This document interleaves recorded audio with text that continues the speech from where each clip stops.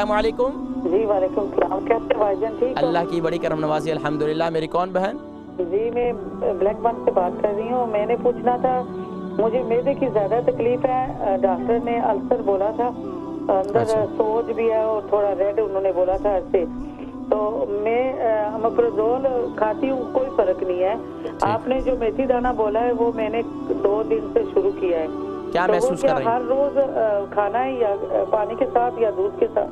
اچھا, معدے میں آپ کی تکلیف کیا ہے؟ آپ کوئی چیز بھی کھاتی ہیں تو آپ کو معدے میں تکلیف, درد شروع ہو جاتا ہے؟ درد بڑھ جاتا ہے اور ایسا لگتا ہے سوجا ہوا ہے پیٹ, اور پیچھے جو سامنے پیچھے جگہ ہے نا, حد سے زیادہ ادھر درد ہے, بہت زیادہ, اور نیچے بیک میں بھی جاتا ہے بالکل. اچھا, قبض کی شکایت تو نہیں ہے؟ جی قبض کی شکایت تو نہیں ہے؟ کس کی؟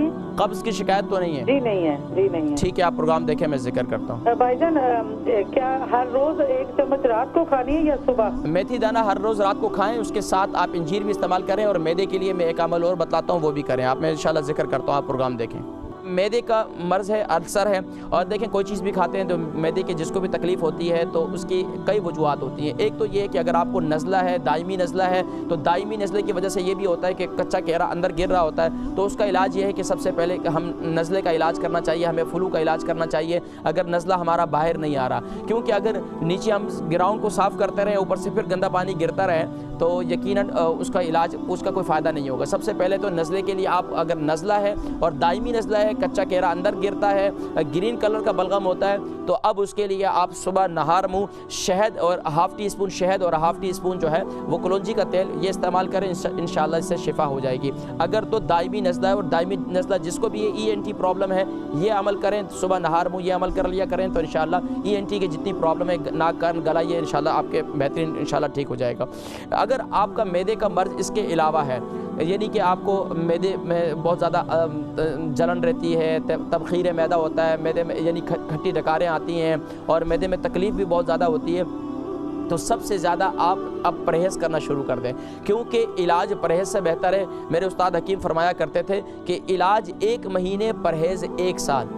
علاج 1 مہینے, پرہیز 1 سال. تو معدے کے مریض مرچ مسالوں سے پرہیز کریں, گرم کھانے سے پرہیز کریں. جن کا معدہ ٹھیک ہے ان سے بھی کہوں گا, کیونکہ اگر آپ کا معدہ خراب ہو گیا تو یقین جانے کہ سارا نظام خراب ہو جائے گا. تو اس لیے مرچ مسالوں سے پرہیز کریں, اور لال مرچی تو یہ زہر ہے معدے کے لیے, کوشش کریں اس سے جتنا ممکن ہو اجتناب کریں. دوسرا, آپ فجی ڈرنکس جو ہے, یعنی کہ کوکا کولا ہو گیا, 7 اپ ہو گیا, پیپسی ہو گیا, اس سے اجتناب کریں, یہ آپ کے معدے کے لیے بہت نقصان دہ ہے.